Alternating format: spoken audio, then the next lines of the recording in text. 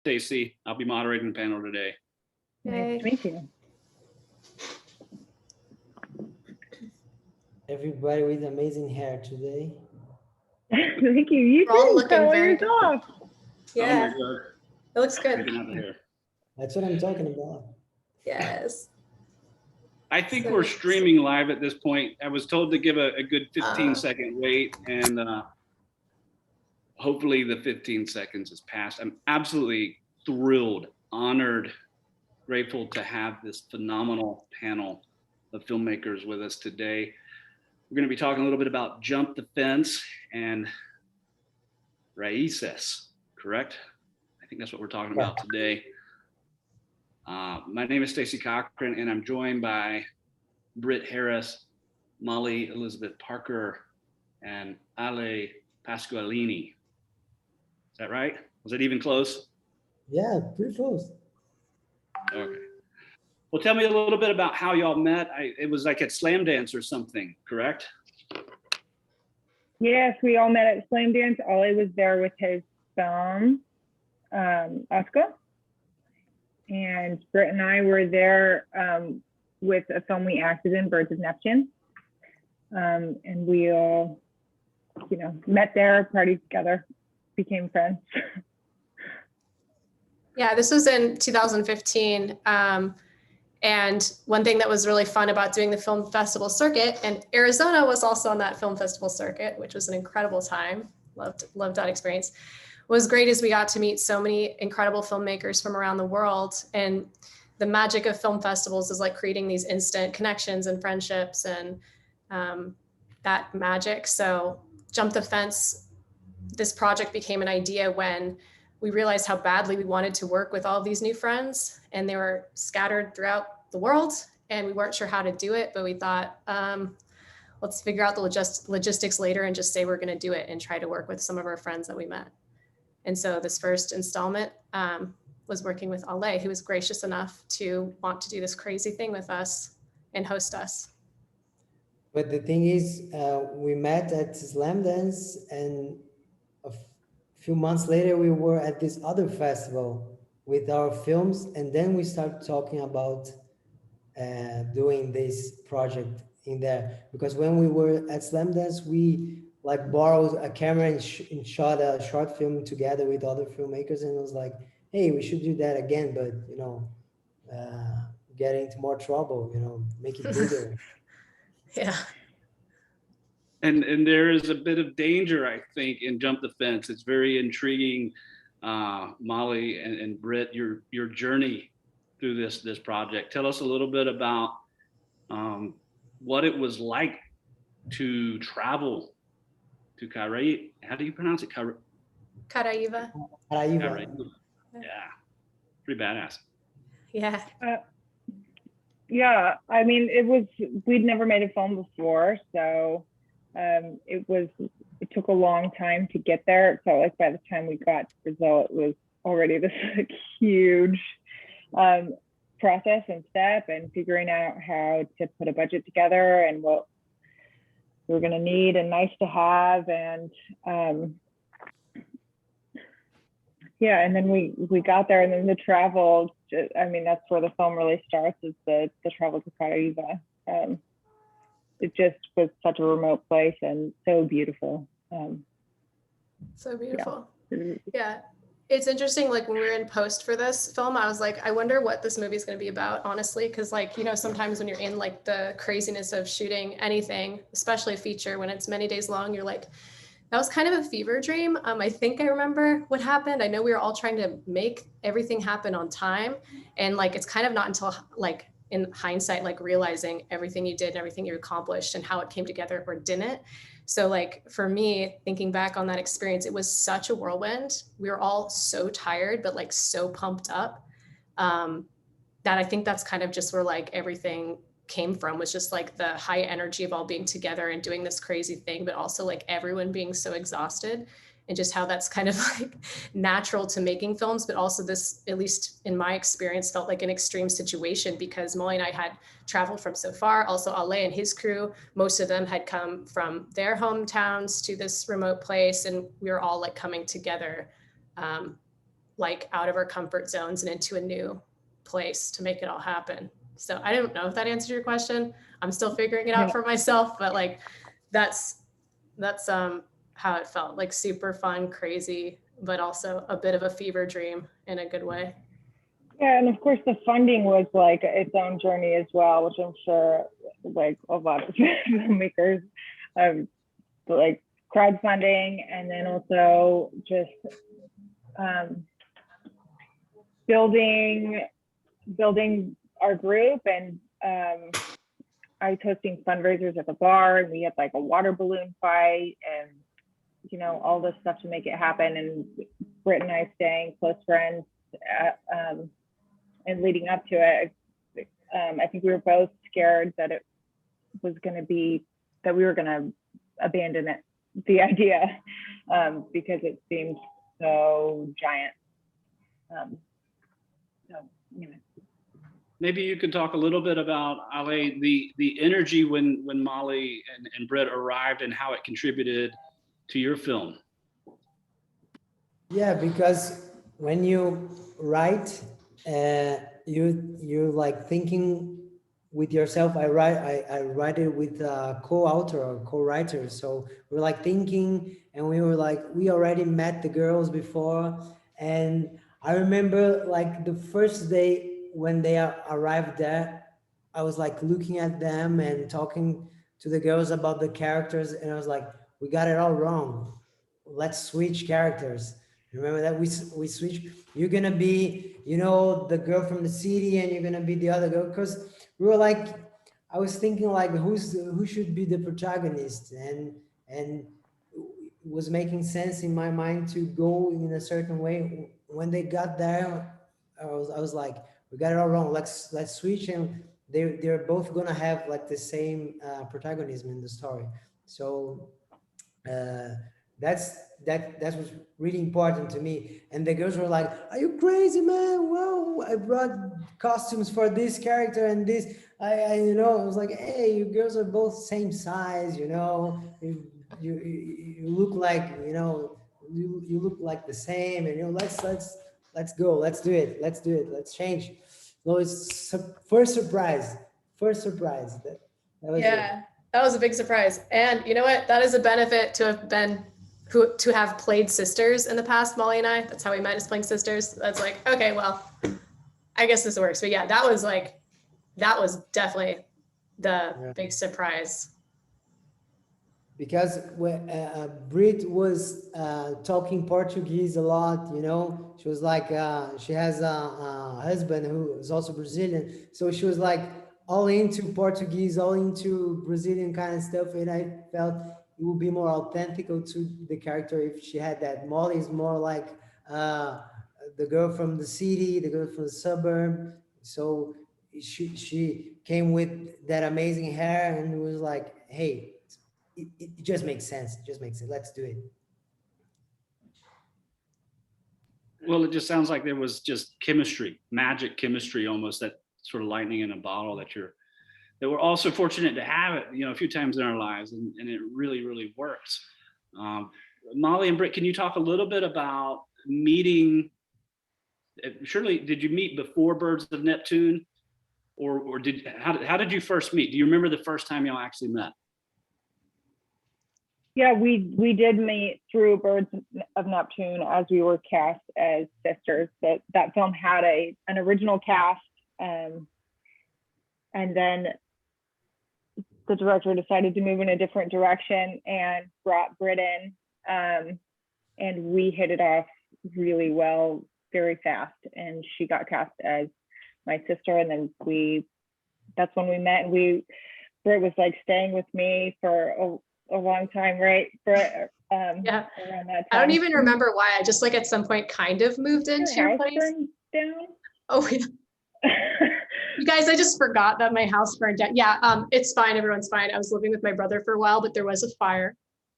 And then I moved in with Molly. So yeah, I'm trying to remember the first time I actually met you though. I'm not sure I remember the exact moment. Do you remember? Yeah, I do. Tell me. Good. Well, we were doing a run through of a scene. It was at the location in the house that we were going to shoot in, and you came in and we did like a little run through, and then we sat down and had a chat together, and we did have a lot of chemistry together quickly, and I think that's why it worked so well.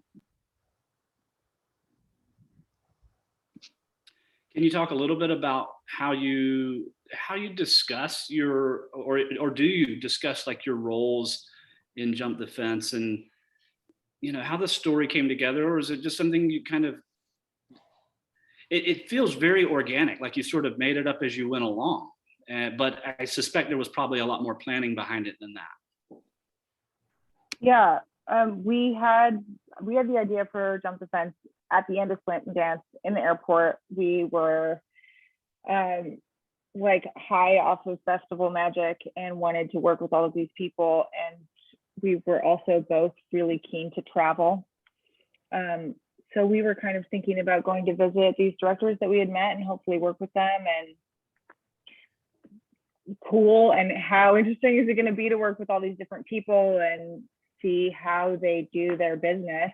And we thought it would make a really great documentary. And then I went back to New York, Britt went back to LA, and then I actually met someone at the bar. I was working at a bar, and I met someone who had won The Price is Right and did like told me about round the world trip tickets that I didn't know existed, where you can buy this one ticket and take trips all the way around the world as long as you keep going in the same direction. So our original idea was to combine those two things and do a trip and make stops and do a film in each stop. And I'm sure you can imagine how complicated and expensive that full idea is. So then we pared it down to doing this one chunk and picked the director we work closest with, who is Ale, and decided to start with that and go for a pilot. So yeah, I think that's it. So Ale, how did they pitch it to you? And I sense, you were pretty receptive to the idea, right?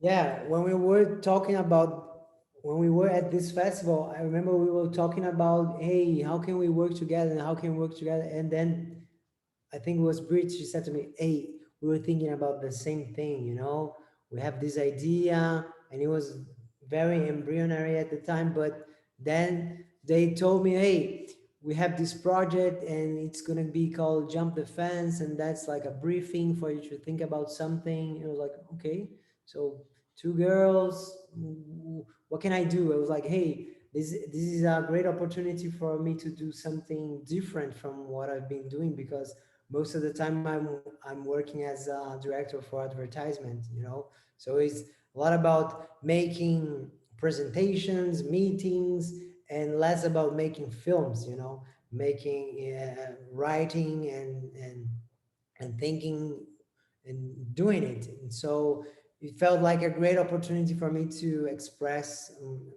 more in an artistic form, you know. And I got together with this other friend, and we were talking about this every time when we started writing, and he had some ideas and I had some ideas, and we were like combining the thing.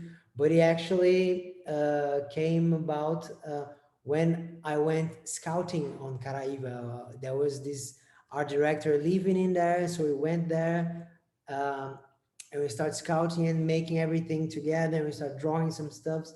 And the thing you said, it was organic for the documentary, but also for the film, it was like really organic too, you know, like the way the things were developing. And that what it was like the most important thing for me. Hey, we're making a film, we're making cinema instead of making, you know, project or something. I always told people I'm a filmmaker, so I must do a film, you know. So we were like with this mantra all the time in my head.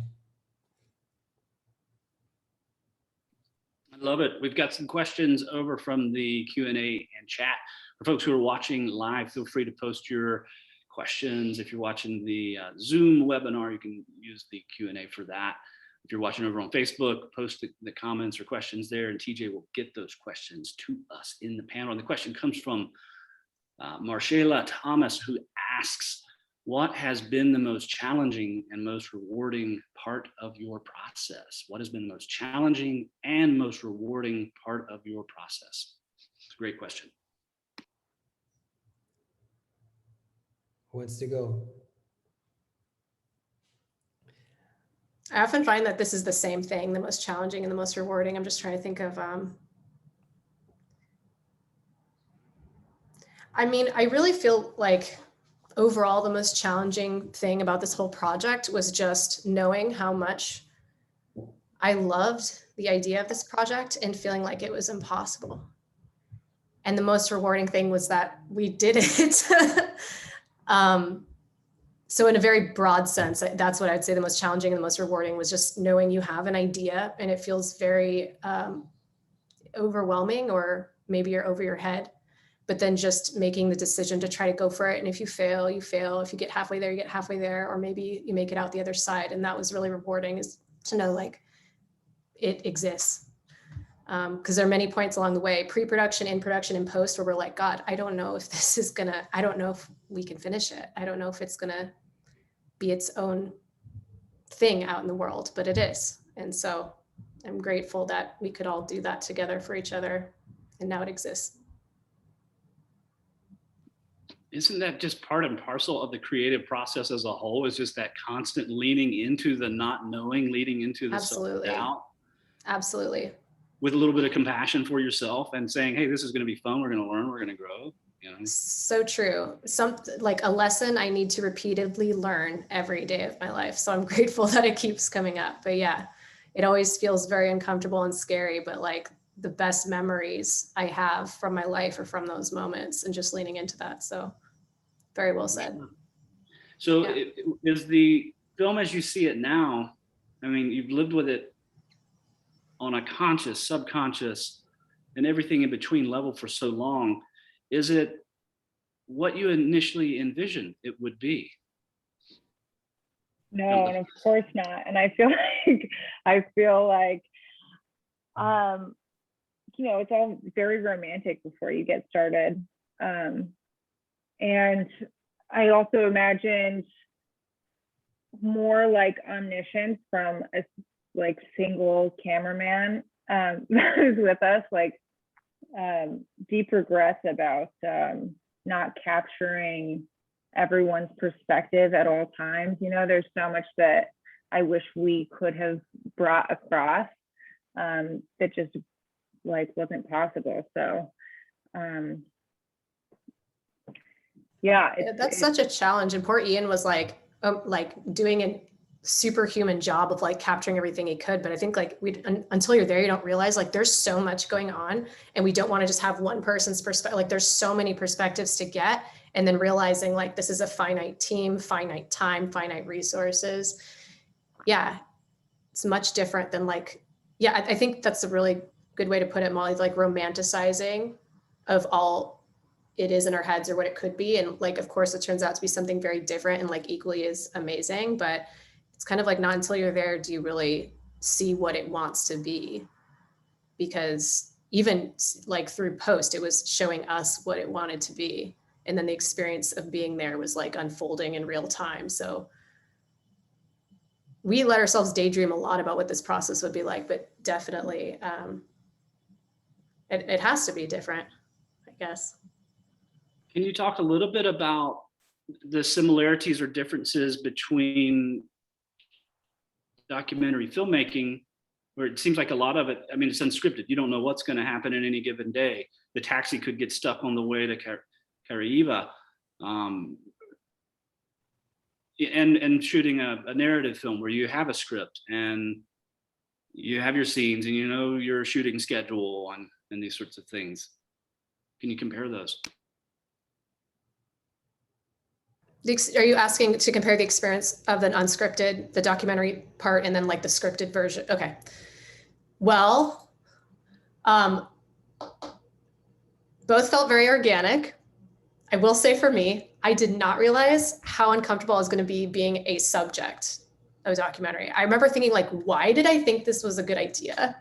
I don't want someone to see me upset. I don't want someone to see me crying. I don't want someone to like see me being an asshole or like, you know, or just, and then like at some point finally just being like, okay, like this is what's happening. I'm doing no one a service if I'm trying to hide from it, but I would try to hide from it. It's hard to be a human in front of a camera, because if you're trying to curate what people are seeing, you're not doing anyone a service. And I was very surprised at how uncomfortable I was, like not being a character, but being myself.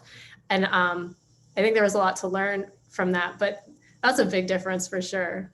And I love the comfort of the scripted. Like I loved like being able to go to a scene to shoot for Ale's film, or like having a schedule like that.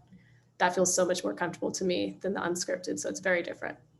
And that's kind of what I'm getting at a little bit too. Sorry. No, you go ahead, please. Yeah, you know, I think what we're all striving towards, Ale, you said earlier, authenticity. You used the word authenticity. And I think all of us as creatives, as artists, as filmmakers, actors, writers, that's what we're striving towards. That's what resonates with us, is when we see something that is truly striving towards that. Maybe we don't always hit it, you know, but as humans, we're trying to strive towards authenticity. And it seems like a documentary is, yeah, there's that camera in front of you, and are you going to be yourself? Or are you going to, you know, are you hamming it up a little bit, and then figuring out, you know, truly who you are through that process is a little bit different than when you've got a script and you find the character within you, right? And that's it seems like that would be a whole different process. Yeah, totally. And also we have, Britt and I both have training as actors, right? Like I feel really comfortable in that kind of setting, where you have a script and you know what you're going to say, and you can work around that structure. But I think it took us all longer than we expected to feel comfortable enough. I think everybody kind of opens up as it goes on, and even just getting comfortable with Ian, who was holding the camera, him as a person, and the lens on you. Like near the end, I think people were starting to feel really comfortable in being themselves. And the film crew of Always Film are a great example of that. At first, they were like really giving dirty looks and did not want to be a part of it at all. And then near the end, they're like dancing in front of the camera and pouring their hearts out. Like it's, you know, really comfortable. Yeah. So. I remember everybody was like, hey, is this guy gonna be filming us all the time? You know, hey, get out of the frame, you know, and stuff like that. And at the end, I felt like the camera was like almost like a therapist, you know. We would say stuff to the camera like, hey, listen to me, man. Hey, I can't do this anymore. Hey, this is happening, you know, the weather is killing us, you know, and stuff like that. It was almost like therapy for me. So I think that works so much. Like one of my favorite parts in the film is, for lack of a better word, that monologue of you, like in the brunch area, where you're like saying like, why is everybody complaining, doing this thing they want to do? And it was just like so real. And I like when I watched it, I was like, yeah, that's exactly what that was. And I love that you like were able to like lean in and like let the camera be your therapist and just like say what's happening. Cause I think like those moments in the film are like the ones that pop, and the ones, at least for me, like really hit and spoke to so much to like the real experience of what it meant to make this film, or to make any film, and just the level of commitment, passion, and pain it takes to like see something through. how does it shape your self-construct? This is kind of a heady question, but we're sort of talking about pretty heady things here. How does it shape yourself, how you view yourself, to watch a movie of yourself? Or does it? Or are you pretty solid regardless? It's hard for me, it's hard to watch. I have a real like hard relationship with this film, because boy, I think I made so many mistakes, and I wish I had done so many different things. And it's hard to watch yourself like fail slowly. Like, you know, so I learned so much about myself and how I respond to situations from watching that. I feel like I definitely become a better person from having to suffer through watching the mistakes that I've made in that time period. And surely you can see the beauty in it too, as well, and the joy and the learning and the peace that comes from it as well. Sure, absolutely. And thank God there's like humor in it too. It's really nice to be able to laugh and remember that. I always, in memories like this, you remember the people and the relationships that you made. And, you know, I look back on the place and it's so beautiful, and just such a rich experience with everyone. And so, yeah. It is incredible to just like look at the footage just as what it is and see how incredibly beautiful everything is. It just takes my breath away. Because it was also hard for me to watch myself. I knew it was going to be, I just don't really like to do it.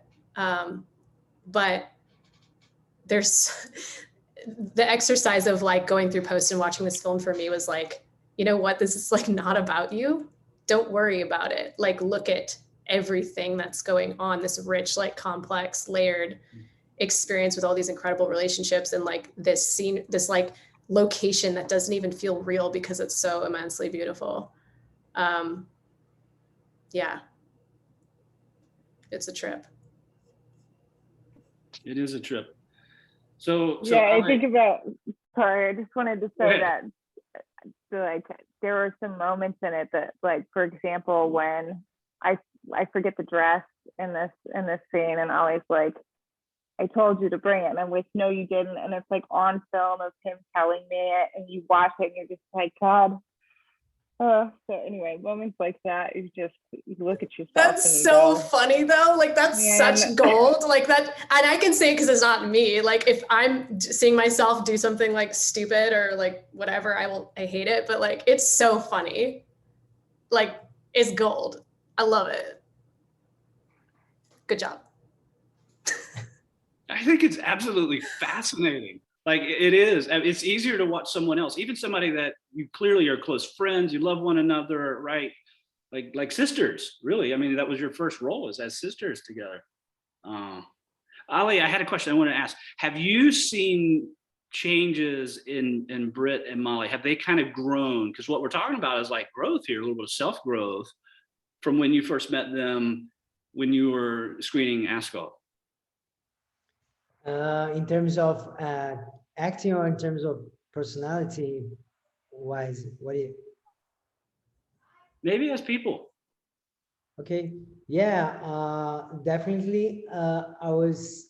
When we met, we were all like dreamers, you know, we were all dreamers. And then shit got real, you know, so we were like doing everything, you know, making this kind of stuff together. And it was like, I felt like we became very close. I felt like we became more than just people that work together, you know, like people that was kind of like a family. And that's also why we ended up fighting so much, because of all the struggle we were into. And I felt like we got really close in the process. Like they live in another country, and I felt like I feel like I can just call them and, hey, what's up? You know, I feel like we became friends and enemies at the same time doing the film. So it was like really interesting to see that. And yeah, I feel like we all grown more mature after this experience, because, you know, it was almost like an insane thing for us to do, and we did it. And I'll switch the question over to Britt and Molly. You first met Ale when he was, you know, screening Osco. Do you notice a change, or, you know, has he grown in a way that is noticeable to you? Does that even make sense? It Or is makes that a fair sense. question to ask? Well, I'll say, like, I like what Ale said about us all meeting and being dreamers. And we had these, like, you know, I knew Film Festival Ale with his incredible film and his like very fun personality and these incredible ideas and dreams. And that's how I knew Ale. And that's what I love about Ale. One of the many things I love about him. What I was able to witness and discover through this experience is like crisis management Ale. Because everything that went on, so much was outside of control, like the elements, the time, like the tides, like literally the tides and what we could shoot or not shoot because a boat could come through or not, or other people we were dependent on in the town. And watching how Ale, who is managing a crew and then also being filmed and like trying to get the integrity of his film across and like having to literally take out scenes or change a location or stay somewhere else for a night because there's a storm, seeing him respond to that. And like everyone's tired and stressed at different points in this film, but it's like Ale was responsible for everything. He had to make those calls. He had to make it work. And that's incredible. Like that's so much pressure, and he did.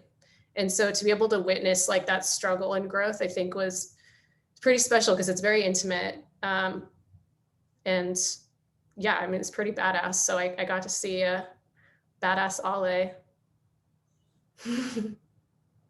There was just this thing that was really crazy for me. It's like I have these two actors and I have them for like 15 days and that's it. So I have to do everything on that period of time.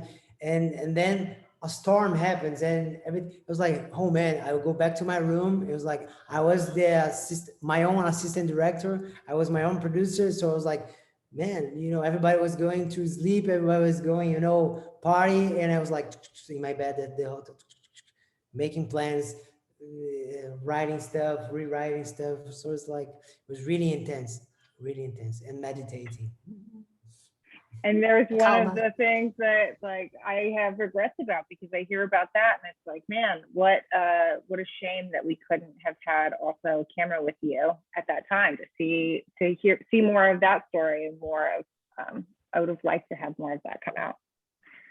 And I'd like to say too that I you know, we talked about fear of not finishing, and I had a conversation with Ale that I think I might not have finished editing, getting through post without a conversation I had with Ale, just encouraging me to be. There was a time where I felt like I couldn't touch the film afterwards, and it had been with the editor for a long time, and it felt like things were kind of limping around, and then came to a like full stop. And encouraging me to jump back in there and, you know, take back a little bit of control and ownership of the film. Like, hey, this is your film, go finish it. So I still really value and appreciate that encouragement and friendship. And there's a couple of questions over in the chat. I do want to get to those, but I want to follow up on what you just said, Molly. So how much time did you have to allow to pass before you could go back in and revisit that footage? We took like 3 months, I think, before and it was with John Eckenrode, edited the film. So he was going through it at that time. I couldn't look at it before then. And then when I did, we had, what was it, Britt? It was like 100 hours of footage. Yeah, and then the whole process just took a long time. We were completely out of money, so we're working on like the kindness of people's heart and like, you know, mostly Johnny. And it took what felt like a lifetime to finish. And John has asked a question. He's been very patient. Hey, Johnny! Hi. The question, and then Claudia Jesperson asked a question as well, kind of related. What has happened to Ale's film, and have you seen it? Oh, the big question. I also had like Molly said, like this kind of, I have to step back a little bit, you know, because of everything that happened. mainly because I didn't got on film what I wanted, so I had to revisit the film a lot to make some adjustments, like what I could do, like visually, or maybe just an audio of something happening. So the film now is much more sensitive, you know. It's like it's not a film. Asco, my first film was not about that. It didn't have any dialogue. So this is kind of revisiting that, you know, like some of the new scenes that I ended up doing after I shot some stuff here, like last year, for example, some like tiny details, or got some footage from some other stuff I was doing in order to like make this puzzle work.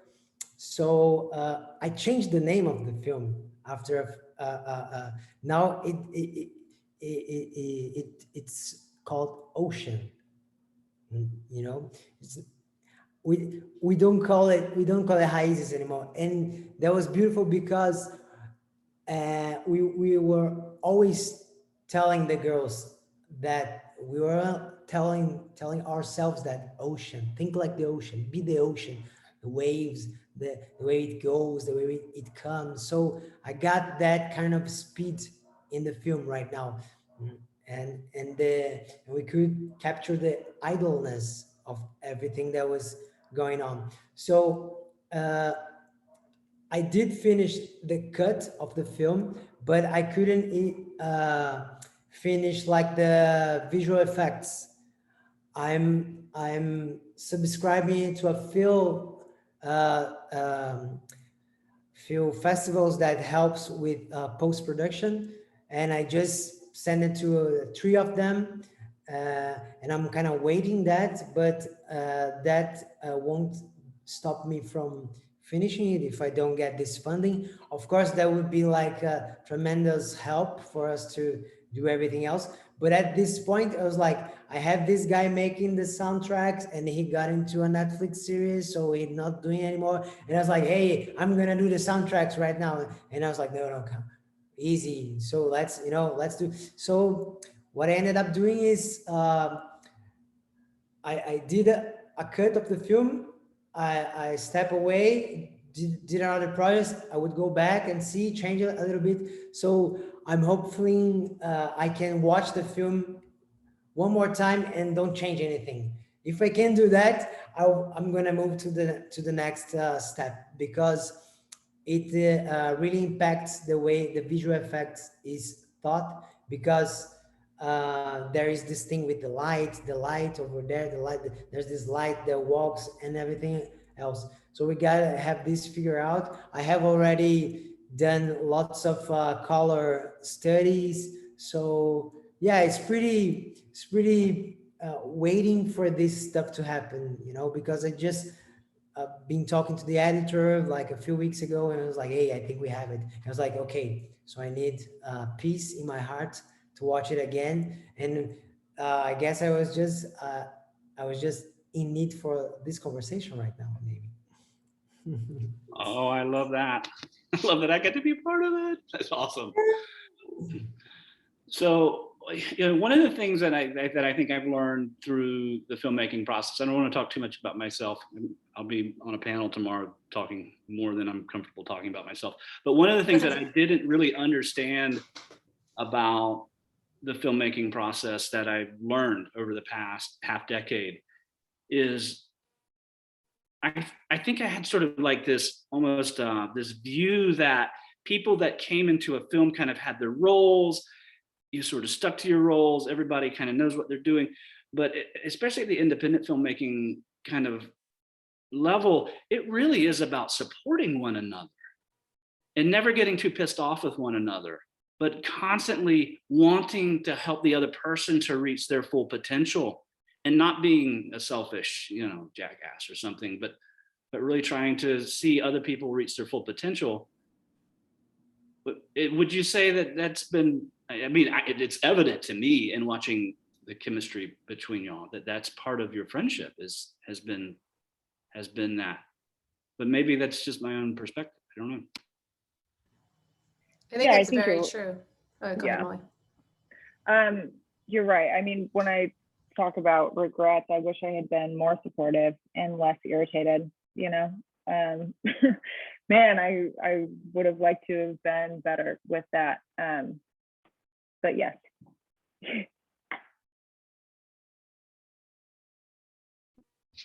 I totally forgot what I was going to say. I'm sorry. I'm It trying was to get going to be back. brilliant and eloquent. I and know beautiful. it was my moment and I blew it, but I love what you said about it. I guess this will be a different thing. I do feel like the making of a film or like any collaborative art piece is just like a metaphor for our lives. You know, we get in it together. We go through these intense struggles and we have the same goal, just to be happy or to accomplish something that gives us fulfillment. And sometimes like those challenges are what's going to bring the gold or bring some kind of enlightenment about how we can together overcome what's making things so difficult. And I think there are a lot of elements in the film and also that didn't make it into the film. There's so much that didn't make it into the film that was either cut from the footage or that was never taped in the first place. But there's so many incredible instances where we were able to overcome and like problem solve or like have a blowout and then a come together and like all that stuff. That's just like the stuff of life. And that in art, like we were talking about transparency and wanting to like show like this is what it is to be human. It's messy and sometimes I hate myself and sometimes I love myself, but I love my friends and I love, you know, it's everything. And I like what you said about that epiphany as a filmmaker, because I think that's really true. And the films that speak the most to me, when I learn about them, I feel like they all kind of have that element of like everyone overcoming something together. I really love behind the scenes, like essentially what our movie is about, I guess. Maybe that's why I wanted to do it so bad. I love to know the story of how something came to be, how the movie came to be, how the play came to be, how the song came to be. So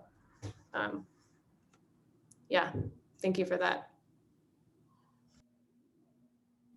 For sure.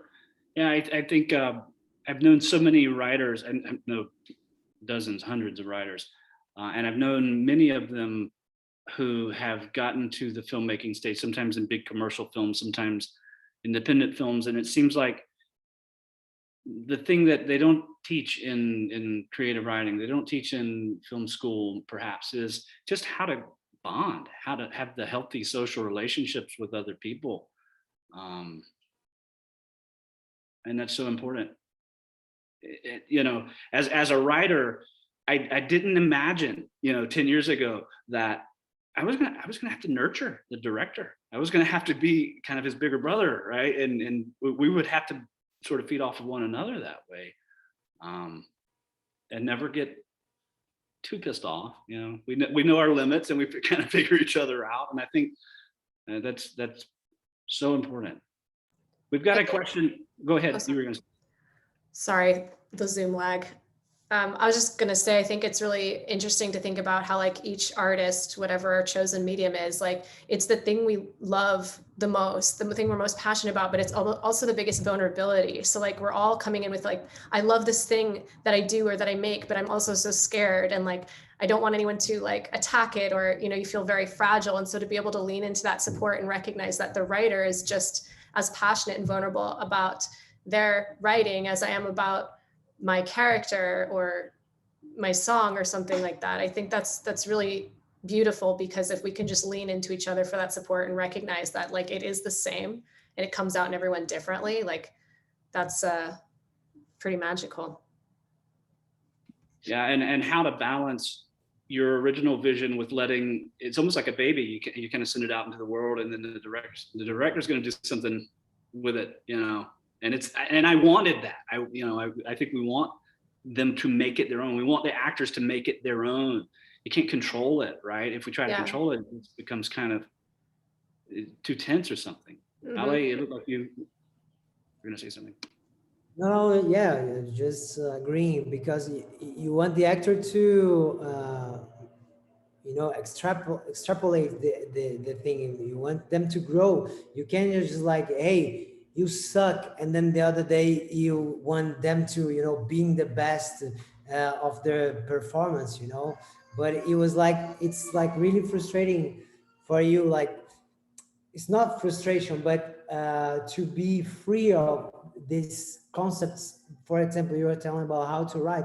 I mean, I wrote something when I went to see the locations, like, hey, this is totally different from what I imagined. So you have to let it go, you know, and how to adapt and how to listen to your crew, you know, hey, what do you think about this? Hey, how can we do it better? What can we do next? What's your idea? If you take everything to you, not good. There is that tension. I mean, you have a vision that you want to try to get across, and I think that's where conflict comes up a lot. Is Yeah. you got 14 days or 25 days or whatever your shooting schedule is, and you got to keep people on track too. Yeah. It's tough. Like, hey, what am I gonna cut? You know, what am I gonna not shoot? What is when you write, you think everything is important for this. I'm not gonna be able to shoot everything what I do. So it's like that was like the biggest conflict for me, you know, and also having to handle with tiny stuff that was happening to everybody else, and I had to care as well in order not to lose my team, you know. It was like, hey, the guy making the sound was like, hey, there's a party going on. No, let's shoot it anyway. I don't care. I was like, no, okay, yeah, let's give like a 10 minutes. And so, you know, it's like, oh, let's shoot, man, let's shoot. So don't lose your team. Don't lose your team and build it and keep it for life. We got a couple of questions over from the chat. Claudia asks, what is the future of Jump the Fence? What if you're doing a wish list of where this thing is going to be 12 months from now and keeping it realistic, but also fantasizing a little bit, what are your hopes? Big hopes? What are your realistic hopes? Well, we've had to shelf it for right now. COVID came up and made travel impossible. And we just had, I sent a really sad, make me cry email to everyone a few months ago that I don't know when we can pick this back up again. We had a lot of things lined up with other directors that we were really excited to do. And I just am trying to stay open to the possibility of that. And just to reassess when we're on the other side of it. Because it's been this was like 2015 since we had the idea. So it'll be going around and checking in with people and saying, they're also on their own artistic journey. So maybe a film that they had in mind that they were interested in writing that Britt and I could be a part of. Maybe they've already shot that film or have decided to move in a different direction. So I have kind of let it go and am going to be curious to see if I will pick it back up again on the other side. So that's, in some ways, that's kind of sad, and in a mental health kind of way, it kind of had to happen. Yeah, so I guess like the big goal would be like finishing the episodic season that we initially planned, of like each episode is a different country with our friends that we still really want to work with. And like the realistic goal, I guess, would be like getting visibility to this film and celebrating this film and showing people what it's like to make an indie film in Caraíba and Bahia, Brazil, and show all the incredible humanity in that. So either way, I think that's pretty great. We'll see what life this film continues to have. We've got a couple of questions here. I'm not sure I totally understand this question from anonymous attendee, but I'll give it a shot. We'll see if we can make sense of it. Right, there's behind the scenes on individual projects and behind the scenes in the industry. Where do reputation and relationships matter more? Does that question make sense at all? Can you read it one more time? Yeah, there's behind the scenes on individual projects and behind the scenes in the industry. where do reputation and relationships matter more? Feel free to interpret that however you want. Let's improvise here. Well, I could see how behind the scenes in those two different situations would be drastically different. Like mega studio films or films with lots of money, and just as you were describing, where people have very well delineated roles, and they're carrying out those roles in a more traditional sense, as opposed to a group of artists who are working together trying to make the best they can. As far as reputation, I would say that, speaking for myself, I don't think I had, I think in the larger films, you have a reputation that maybe you might make it less, might give you a little bit more fear in front of a documentary camera and opening up, because you have like an image that you're wanting to uphold.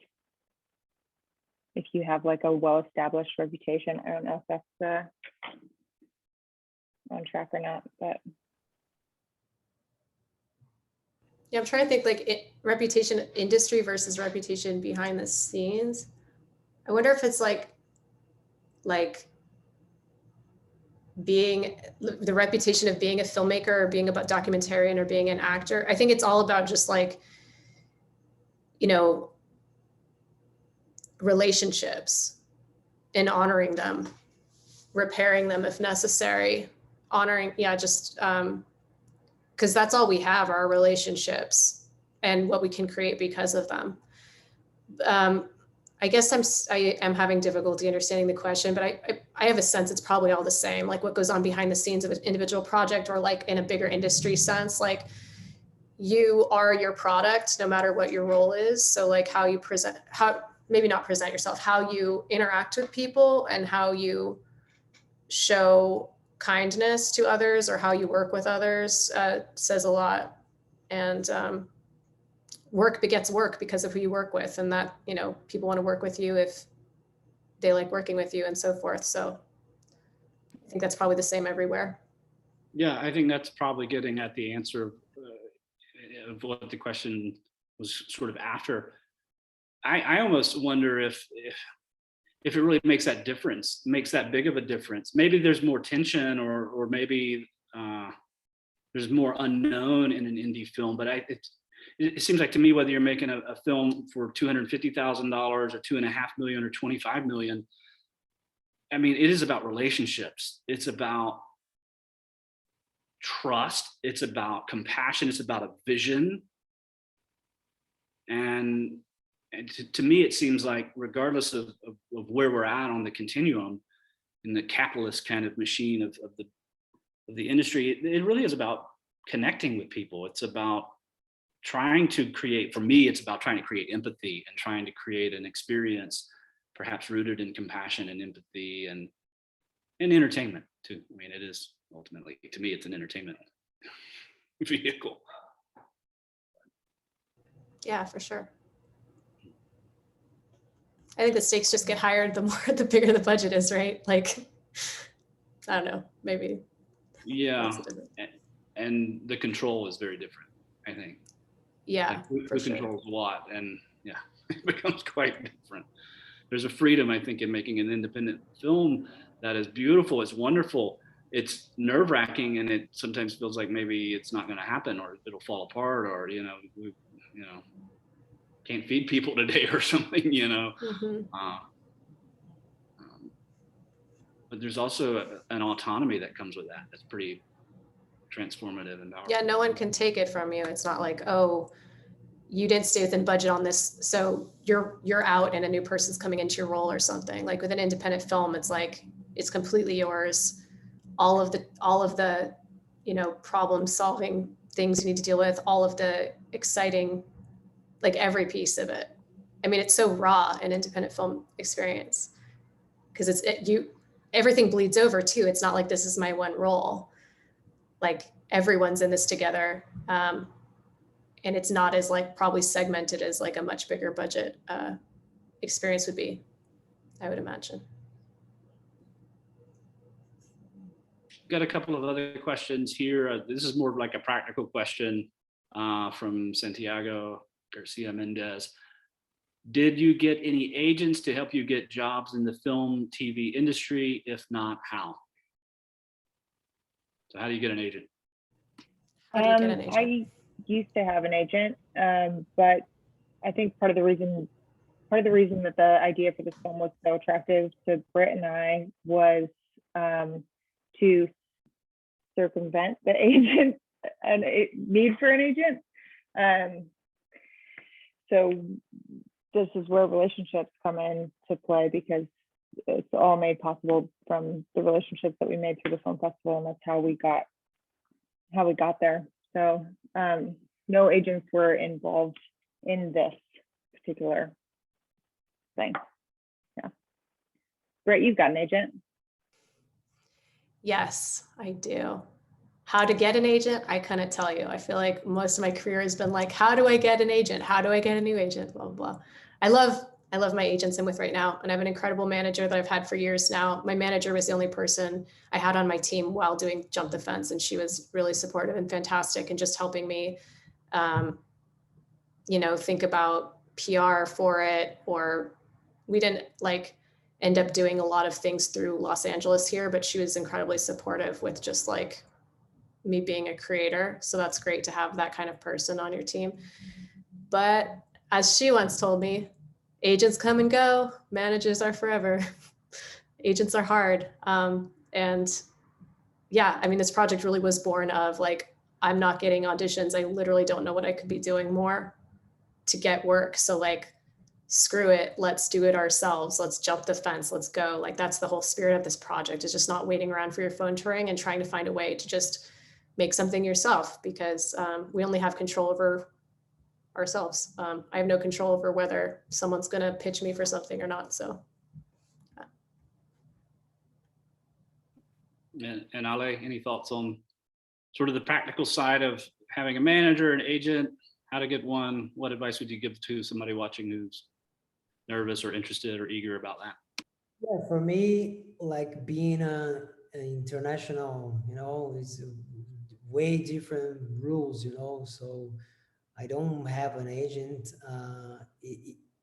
That concept kind of doesn't even exist for directors here in Brazil. So maybe if I would go to the US market, maybe I would get an agent, but it's not in my plans right now. I'm trying to make stuff happen here, and we have other ways.